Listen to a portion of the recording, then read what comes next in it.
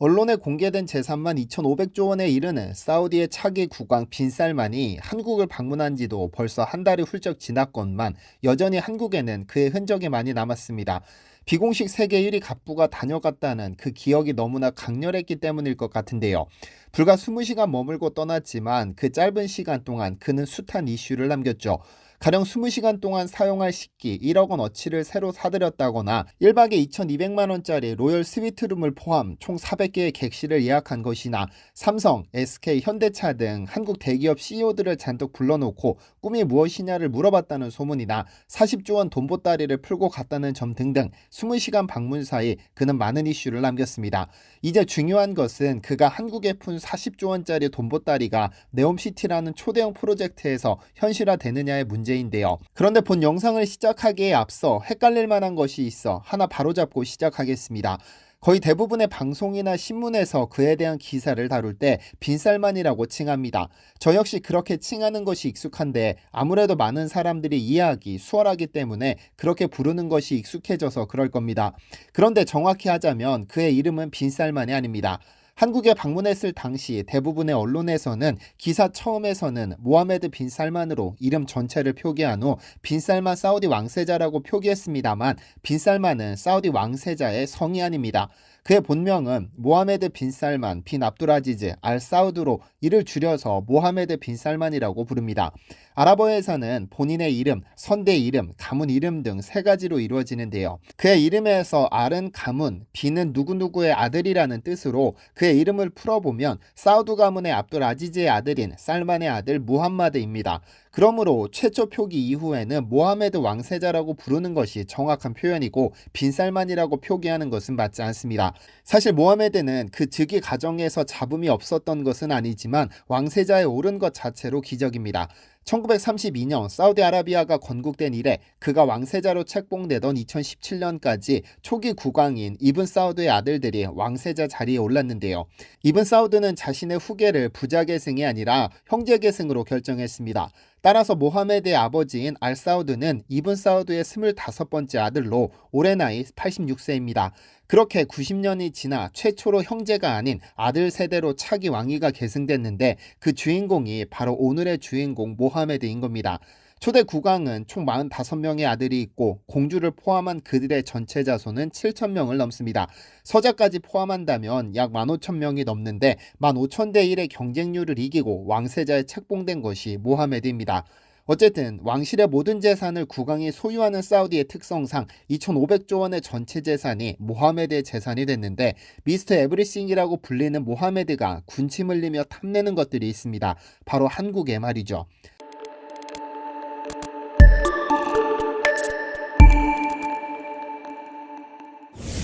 안녕하세요. 디스멘터리입니다. 가끔 사진에 등장한 모하메드의 사진을 보면 15,000대 1의 피 튀기는 경쟁을 넘고 왕세자가 된 남자가 맞나 싶을 만큼 사람 좋은 너털웃음을 보이는 경우가 많습니다. 그 겉모습만 보자면 상당히 친근하지만 그는 왕세자에 오르기 위해 끔찍한 일들을 저질렀다는 의심을 받고 있습니다. 우선 왕위 계승 서열에서 자신보다 높은 위치에 있던 사촌형을 친위 부대를 이용해 감금한 후 왕세자 자리를 빼앗았으며 왕세자가 된 이후에도 자신에게 도전할 만한 수백 명의 잠재적인 정적을 전부 호텔에 가둔 후 재산을 몰수했죠. 2016년에는 사우디 성직자 47명에 대한 집단 처형 의혹, 2018년에는 미국에서 꾸준히 사우디 정부를 비판하는 칼럼을 써오던 카슈크지를 제거했다는 의혹까지 받고 있는 상황입니다. 이렇게 피 튀기는 싸움 끝에 왕세자에 오른 그가 한국에 왔을 때 상당히 의아한 모습을 보인 것으로 알려졌는데요. 한국을 방문한 모하메드는 한남동 대통령 관저에서 윤석열 대통령과 정원을 산책하고 있었습니다. 당시 11월 중순이었던 덕분에 대통령 관저에도 짙은 단풍이 피었죠. 그런데 붉은빛 단풍으로 물든 한국의 가을 정치에 푹 빠진 그는 할 말을 잃은 채 연신 뷰티풀만 외쳤다고 하는데요. 세계 1위 부호가 낭만에 빠졌던 모습입니다. 그도 그럴 것이 그가 태어나고 자란 중동 지역은 남쪽 끝 오만을 제외하고는 열대야자나 선인장을 제외하고는 푸른 나무를 구경하기 쉽지 않습니다. 푸른 잎이 없으니 가을이 되어도 붉게 물든 단풍을 볼 일이 없습니다. 2,500조 원의 재산을 가진 모하메드라고 하더라도 자연의 이치를 바꿀 수 없다 보니 어쩌면 그는 자신이 수백조 원을 들여도 가질 수 없는 그 붉은색 단풍에 넋이 나간 것이 아닐까 생각됩니다. 원래 인간이란 가질 수 있는 것보다 노력해도 가질 수 없는 것에 더 큰 매력을 느끼는 법이니까요. 그런데 모하메드가 한국에서 통째로 사가고 싶다고 말했던 것도 있습니다. 이번에는 기업, 아니 기관인데요. 작년 러시아 우크라이나 전쟁을 일으킨 세계 2위의 무기 수출국 러시아의 모든 수출에 상당한 제동이 걸렸다는 점은 잘 알고 계실 것으로 생각됩니다. 그래서 그간 러시아 무기에 의존하던 중동에서 국내 방산업계가 비집고 들어갈 틈이 생겼죠. 그런데 이미 이러한 사태가 발생하기 전부터 한국 무기를 상당히 수입하던 국가가 바로 사우디아라비아입니다. 지난 2019년 6월 말 국방부 장관을 겸하던 모하메드 왕세자는 한국을 방문해 당시 문재인 대통령과 양해각서를 체결했습니다. 이날 공개된 약 10건의 양해각서에는 국방 획득 및 산업, 연구, 개발 및 기술 협력에 관한 MOU가 포함되어 있었는데요. 그리고 하루 뒤 그는 관계자들에게 대전의 국방과학연구소를 방문하고 싶다는 의견을 피력합니다. 하지만 이 역시 이미 계획된 발언입니다. 왜냐하면 그가 방한하기 며칠 전 먼저 한국에 도착한 사우디 고위급 간부가 있었으니까요. 아흐마드 군수산업총장인데 모하메드의 명을 받은 그는 며칠 전 한국형 국방연구개발에 대한 현황을 파악하기 위해 국방과학연구소를 방문한 상태였습니다. 모하메드 왕세자는 석유에서 탈피해 사우디아라비아를 완전히 탈바꿈할 계획으로 비전 2030 정책을 강력하게 시행 중인데, 그 중에는 사우디 국방력 강화를 위해 외국에 대한 의존도를 낮추는 자주국방도 포함되어 있습니다.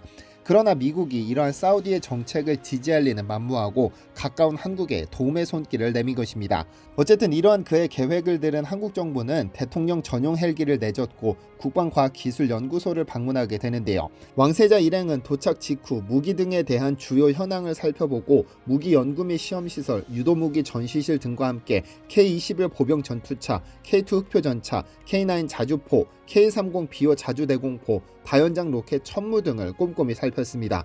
그런데 이 자리에서 모하메드가 한국의 국방과학연구소를 통째로 살 수는 없나라는 발언을 내놓은 것으로 알려졌습니다. 물론 불가능한 것은 본인도 알고 있고 그만큼 ADD가 매력적인 연구소라는 점을 강조한 것이겠습니다만, 그의 재산 수준을 봤을 때 진심이 담긴 농담이 아니냐는 관측이 제기됩니다. 그의 이러한 발언이 나온 것은 사실 사우디가 사우디판 ADD를 설립할 계획을 세우고 있기 때문입니다. 잠시 언급했듯 사우디는 자주국방 계획을 세우고 있는 만큼 ADD를 롤모델로 하는 무기 연구개발 전문 연구소를 설립하는 것도 고려하고 있습니다. 한국이 1960년대부터 자주국방을 천명한 후 단기간에 상당한 기술력을 축적해 무기를 개발하고 수출하고 있다는 점을 상당히 높게 평가하고 있는데, 한국을 롤모델로 삼아 사우디의 무기 개발 역량을 키우겠다는 겁니다. 만약 사우디가 ADD를 롤모델로 하는 무기 연구소를 설립할 경우 무기 수출과는 비교할 수 없는 협력관계가 구축됩니다.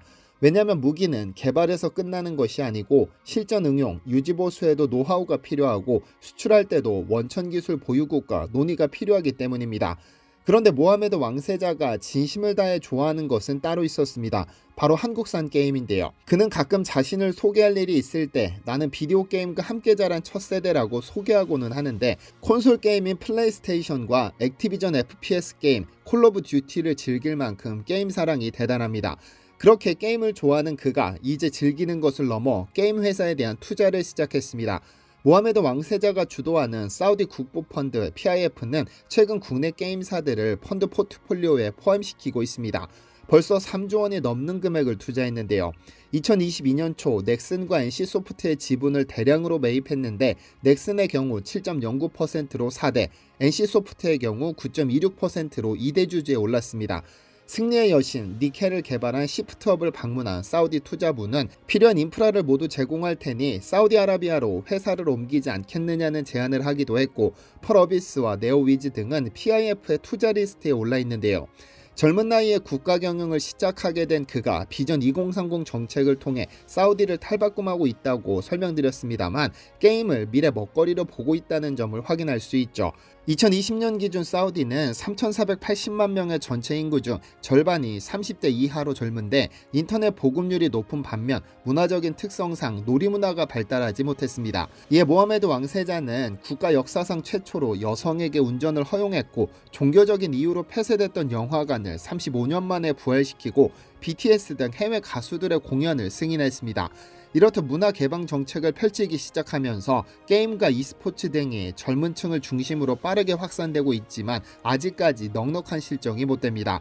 2022년 기준 약 65%에 이르는 2,350만 명이 게임을 즐기는 것으로 알려졌는데, 모하메드는 사우디를 게임 산업의 메카로 키우겠다며 50조 원의 투자 계획을 이미 선언했습니다. 다만 사우디에는 현재 영업 중인 게임사가 고작 24개에 불과하고 이마저도 대부분의 회사가 10명 미만인 소규모 사업장입니다.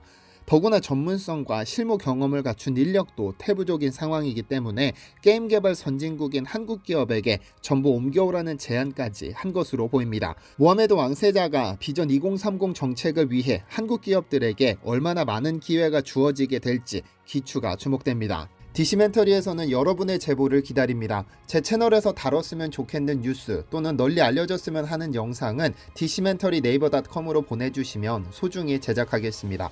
시청해주셔서 감사합니다.